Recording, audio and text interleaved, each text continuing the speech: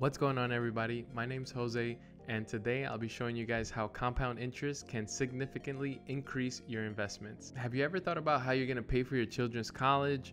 Or maybe you're thinking about retirement in 10 to 20 years.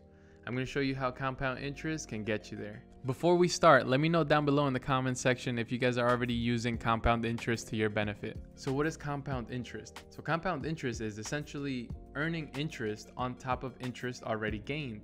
So for example, you take $1,000, which is also known as your principal, and as your account grows yearly, that interest that you gain each year is added basically to your principal. So in this $1,000 example, if you're getting 6% compounded annually, what that means is at the end of the first year, you're gonna make $60, and basically that $60 is going to be added to your principal. So now your principal is essentially $1,060 for the second year, and you're going to be making interest on the $1,060. So to be honest, this is definitely for patient people because we're talking about time. You have to give it a lot of time. I'm talking years. It's not going to be just, oh yeah, in 2 years I'll take out my money, because you're not going to get the best benefit for your money. If you guys look at Warren Buffett, he actually said that he made a lot of his fortune with compound interest. Take this for example. You have a child, and in about 15 years, they'll be heading off to college. Let's pretend you're investing $200 a month for a whole year. That's $2,400, and you do that consecutively for the 15 years. So $2,400 times the 15 years is going to give you a total of $36,000 invested of your own money. Now, using the power of compound interest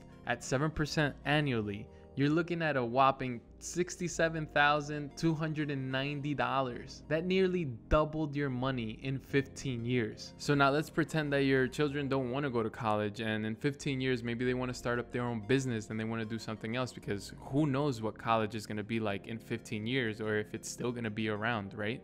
That amount of money is not tied directly to your children going to college, because there are some accounts out there that basically allow you to save a bunch of money and get good rates, but then that means that all of that money has to be used for school, and if it's not, they're gonna give you like a penalty for it. Now, the example that I really wanted to show you is the retirement example. Now remember, this is more for a long-term investment. We're talking 20, 30 years. We're talking when you are 60, 65 years old.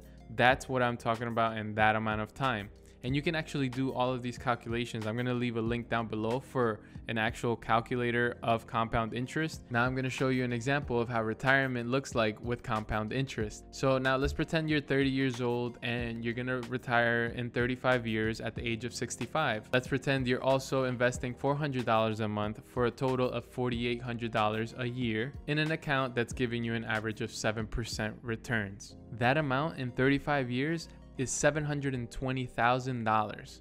That's $720,000 that you can live off of in retirement. I mean, I would definitely suggest looking at other options. Like if you have a 401k with your job and you also have money there, you can accumulate everything and then just almost have probably $1 million. Out of those $720,000, you actually only invested $168,000 of your own money. So think about that.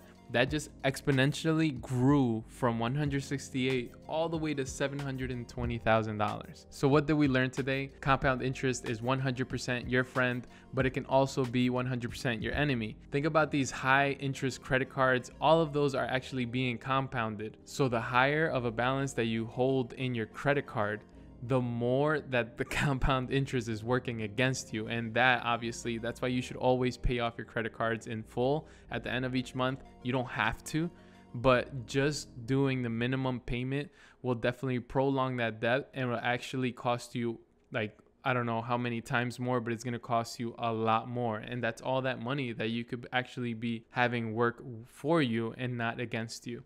If you made it to the end of the video, drop a like, subscribe, and comment down below any questions that you may have. Thank you for watching, and I'll catch you guys on the next one. Peace.